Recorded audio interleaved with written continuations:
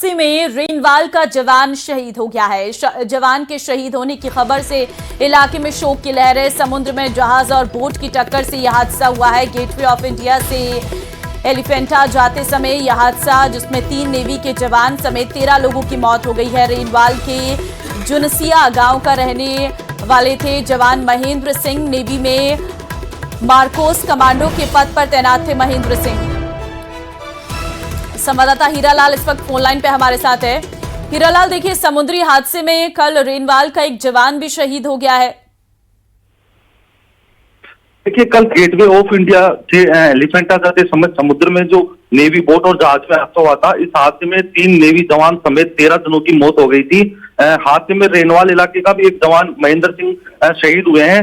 बताया जा रहा है कि महेंद्र सिंह यहाँ मार्कोस कमांडो के पद पे कार्यरत थे और उनके निधन से क्षेत्र में शोक की लहर है। आज उनके पार्थिव देह है जो दिल्ली से जयपुर पहुंचेगी, उसके बाद यह पार्थिव देह गांव पहुंचेगी। हालांकि फिलहाल मौके पे है जो तहसीलदार समेत कई अधिकारी भी पहुंच चुके हैं, उन्होंने परिजनों को सूचना दे दी है। क्षेत्र में है जो शोक की लहर है। बिल्कुल, और क्योंकि अपने आप में परिवार को भी एक बहुत बड़ा झटका लगा है, लेकिन आपसे ये भी जानना चाहेंगे कि क्या परिजनों की तरफ से इस पूरे मामले पर कुछ कहा गया, और महेंद्र सिंह के परिवार में कौन कौन थे, कुछ पता चल पाया है? जी, बताया जा रहा है कि जो मृतक जो शहीद जो जवान थे, उनके माता पिता और बच्चे और पत्नी इस समय है जो घूमने के लिए उनके साथ मुंबई गए हुए थे। घटना की जानकारी उनके परिजनों को मिल चुकी है, क्योंकि जो परिजन है वो मुंबई ही थे और जब ये घटना घटित हुई तो नौसेना के अधिकारियों के द्वारा उन परिजनों को सूचना दे दी और पार्थिव देह के साथ परिजन भी आज जयपुर एयरपोर्ट पे पहुंचेंगे। उसके बाद वो पार्थिव देह के साथ गाँव पहुंचेंगे। कितने लंबे समय से जवान जो है महेंद्र सिंह जो है नेवी में थे? जी, देखिए, अभी इसकी पूरी जानकारी नहीं मिल पाई, लेकिन बताया जा रहा है कि जवान का 2-2.5 साल बाद सेवानिवृत्ति कार्यक्रम भी था, क्योंकि काफी लंबा समय 34 साल का ये जवान बताया जा रहा है और 2-2.5 साल बाद इस जवान की सेवानिवृत्ति कार्यक्रम भी होने की जानकारी सामने आई है। ठीक है हीरालाल, क्या जयपुर में भी उनके पार्थिव देह को रखा जाएगा या सीधे गांव ले जाया जाएगा? जी, देखिए, मुंबई से जब इनकी पार्थिव देह जयपुर एयरपोर्ट पे पहुंचेगी, उसके बाद जयपुर एयरपोर्ट से उनके जो पैतृक गांव है रेनवाल इलाके में, जब उनका पार्थिव देह पहुंचेगा। ठीक है हीरालाल, बहुत धन्यवाद आपका तमाम जानकारी देने के लिए। तो फिलहाल ये दुखद खबर है, समुद्री हादसे में रेनवाल का एक जवान शहीद हो गया है। आज परिवार के साथ वो मुंबई गए हुए थे और इस दौरान बताया जा रहा है कि परिवार जो है पार्थिव देह लेकर गांव के लिए रवाना हो चुके हैं और सबसे पहले जयपुर और उसके बाद सीधे जो पार्थिव देह को है वो गांव ले जाया जाएगा उनके। श्रीगंगानगर से बड़ी खबर है। हिस्ट्री शीटर कुलजीत राणा पर जानलेवा हमला, कई लोगों ने तलवारों और रॉड से जानलेवा हमला किया है। हमलावरों ने हिस्ट्री शीटर कुलजीत राणा के हाथ पैर तोड़े हैं। पुरानी आबादी थाना क्षेत्र के बस स्टैंड की पास की ये पूरी घटना बताई जा रही है। तो हिस्ट्री शीटर कुलजीत राणा पर जानलेवा हमला किया गया है। श्रीगंगानगर से बड़ी खबर आपको दे रहे हैं। पुरानी आबादी थाना क्षेत्र के बस स्टैंड के पास की ये पूरी घटना है। कई लोगों ने तलवारों और रॉड से जानलेवा हमला किया है। हमलावरों ने हिस्ट्री शीटर कुलजीत राणा के हाथ पैर तोड़े हैं। बड़ी खबर इस वक्त आपको श्रीगंगानगर से दे रहे हैं, जहां पर कई लोगों ने तलवार और रॉड से जानलेवा हमला किया है। हिस्ट्री शीटर कुलजीत राणा पर जानलेवा हमला किया गया है। हमलावरों ने हिस्ट्री शीटर कुलजीत राणा के हाथ पैर तोड़े हैं और पुरानी आबादी थाना क्षेत्र के बस स्टैंड के पास की ये फिलहाल पूरी घटना है। कई लोगों ने तलवार और रॉड से जानलेवा हमला किया है। फिलहाल अब पुलिस इस पूरे मामले की जांच कर रही है। हमलावरों ने हिस्ट्री शीटर कुलजीत राणा के हाथ पैर तोड़े हैं। ये तस्वीर इस वक्त हम आपको बता रहे हैं, दिखा रहे हैं, जहां पर हिस्ट्री शीटर कुलजीत राणा को अस्पताल लाया गया है, क्योंकि दोनों हाथ पैरों में फ्रैक्चर भी हुआ है। इसलिए आप तस्वीरें देख सकते हैं, पूरी तरीके से प्लास्टर कर दिया गया है और अब जो है आगे पुलिस इन हमलावरों की तलाश कर रही है। जानलेवा हमला ये किया गया है। हालांकि इस दौरान कुलजीत की जान बच गई है और समय रहते उन्हें अस्पताल ले जाया गया है, जहां पर डॉक्टर्स की देखरेख में आगे इलाज चल रहा है। फिलहाल पुलिस भी मौके पर मौजूद है और कुछ ही समय बाद कुलजीत के बयान जो है पुलिस की ओर से लिए जाएंगे और उसके आधार पर आगे जांच की जाएगी। अशोक हमारे संवाददाता फोन लाइन पे हमारे साथ हैं। अशोक, देखिए, खबर है कि हिस्ट्री शीटर कुलजीत राणा पर जानलेवा हमला किया गया है। किस वक्त ये हमला किया गया, क्या वजह थी? देखिए, बीती रात का मामला है ममता। करीब 11 साढ़े 11 बजे का वक्त बताया जा रहा है जब चुनावड़ थाने के हिस्ट्री शीटर कुलजीत राणा पर यह जानलेवा हमला किया गया। बताया जा रहा है कि हमलावर युवकों की संख्या करीब 7 से 8 थी, जिनके हाथों में न केवल लाठी और डंडे थे बल्कि तलवार भी थी। और अभी तक जो जानकारी हमारे पास सामने आई है कि जो हिस्ट्री शीटर कुलजीत राणा है, इसका एक दूसरे व्यक्ति से यूनियन है, ट्रॉली यूनियन है रिको की, उसके वर्चस्व को लेकर काफी विवाद चल रहा था और संभवतः उसी दूसरे पक्ष के द्वारा इस जानलेवा हमले की वारदात को अंजाम दिया गया है। काफी गंभीर रूप से घायल है, क्योंकि घुटने के नीचे पैरों में काफी फ्रैक्चर है और हाथ में भी फ्रैक्चर के साथ साथ जो तलवार से काटे जाने के घाव हैं वो भी मौजूद है। तो ऐसे में जिला अस्पताल जब रात को पहुंचाया गया तो उसके बाद गंभीर हालत को देखते हुए उसे रेफर कर दिया गया, लेकिन परिजनों के द्वारा फिलहाल घायल कुलजीत राणा को निजी अस्पताल में इलाज किया जा रहा है। सूचना पर सवाल ये भी है कि क्या जब यह हमला हुआ उस वक्त कुलजीत अकेले थे?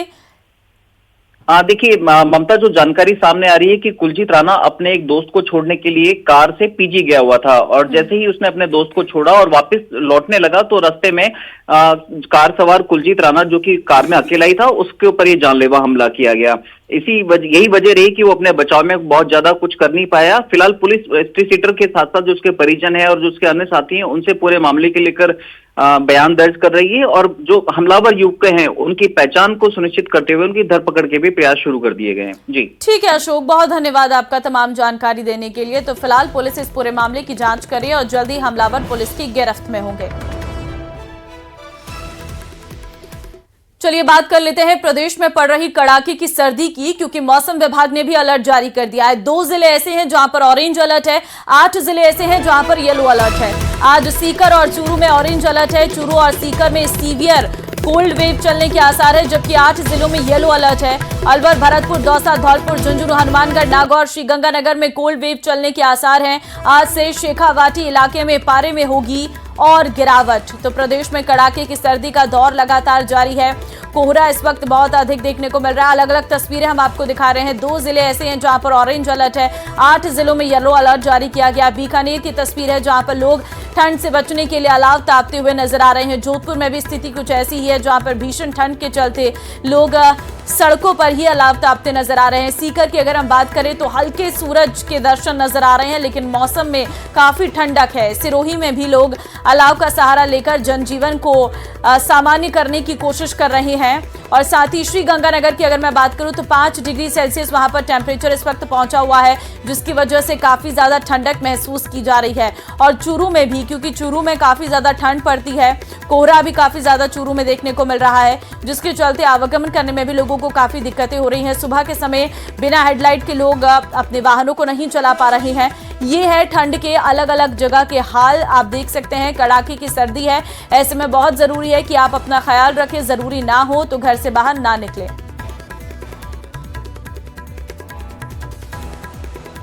सूर्यनगरी जोधपुर में शीतलहर के चलते ठंड बढ़ने लगी है और जोधपुर के फलौदी में पारा जो है वो लुढ़ककर 7 डिग्री सेल्सियस तक पहुंच गया है। वहीं अगर ग्रामीण क्षेत्रों की बात करें तो शहर से अधिक सर्दी का सितम नजर आ रहा है। सर्दी से बचने के लिए लोग चाय की थड़ियों पर जोधपुर के प्रसिद्ध मिर्ची बड़े की दुकान पर सुबह सुबह पहुंचने लगे हैं। तो मौसम में काफी ज्यादा बदलाव देखने को मिल रहा है। टेम्परेचर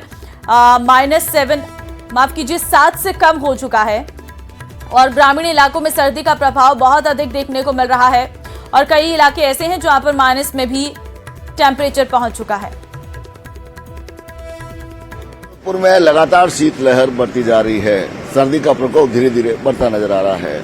आज जोधपुर शहर का तापमान करीब 9 से 10 डिग्री सेल्सियस दर्ज किया गया है। इस वक्त हम पावटा चौराहे पर खड़े हैं। बस स्टैंड के पास आप देख सकते हैं कि अल सुबह जो है चाय की दुकान पर लोग जो सर्दी से राहत पाने के लिए गर्म चाय की चुस्कियां लेते हुए नजर आ रहे हैं। जानने का प्रयास करेंगे लोगों को किस तरह से ठंड पड़ रही है, क्या हालात है जोधपुर शहर के। जब आप घर से बाहर इतने जल्दी निकलते हो तो क्या महसूस करते हो, किस तरह की ठंड लगती है? ठंड लगती है बस, इसलिए चाय की चुस्की लेने इसलिए यहीं आए हुए हैं, है ना। आप देख सकते हैं कि चाय की दुकान पर जो है लगातार जो है लोग इंतजार कर रहे हैं कब उनको मौका मिलेगा कि उनकी चाय उनके हाथ में आएगी। सर कैसी ठंड है अभी आज? आज थोड़ी तेज है सर सर्दी। रोजाना से लगातार धीरे धीरे अब ठंड और बढ़ती जा रही है। बढ़ती जा रही है वास्तव में। क्या लगता है इस बार कैसी ठंड पड़ेगी? इस बार लगता है कि थोड़ी ज़्यादा सर्दी पड़ने की संभावना है। ठंड बहुत पड़ी, मैं आगे गया था, अभी जोधपुर उतरा हूँ, आगे बाढ़ में जा रहे वापस। सुबह सुबह इतनी जो शानदार ठंड पड़ रही है, जो अगर बात करें तो 9-10 डिग्री सेल्सियस तापमान हो रहा है और लगातार जो है ठंड बढ़ती जा रही है। आपको क्या लगता है इस बार कितनी ज्यादा ठंड पड़ने वाली है और क्या हालात रहने वाले हैं? ठंड बहुत ज़्यादा पड़ने वाली है अभी भी। हम बाहर से जयपुर से अभी जोधपुर पहुंचे हैं, ज़्यादा ठंड पड़ रही है, ट्रेनों में भी ज़्यादा पड़ रही है, इस बार ज़्यादा ठंड पड़ने की संभावना है। तो कुल मिला के अगर बात करें सर, आप सुबह जोधपुर से हैं? नहीं, जयपुर से हूँ। जयपुर से। क्या लगता है जयपुर में ज्यादा ठंड है या जोधपुर में? हाँ, जोधपुर में। जोधपुर में ज्यादा है। आपको क्या लगता है इस बार ठंड ज्यादा पड़ने वाली है हमेशा से? हाँ, लगभग। आप कहाँ से हैं सर? दौसा से। दौसा से। कोटा से। कोटा में ज्यादा ठंड है या दौसा। दौसा से? दौसा में ज्यादा ठंड है या जोधपुर में? यहाँ ज़्यादा सर। यहाँ ज्यादा है। आपको क्या लगता है इस बार ठंड ज्यादा पड़ेगी? इस बार ज़्यादा पड़ेगी। सुबह सुबह ठंड में जब चाय हाथ में आ जाती है और या एक जोधपुर का प्रसिद्ध गर्म मिर्ची बड़ा अगर हाथ में आ जाए तो कैसा लगेगा? मज़े अलग है।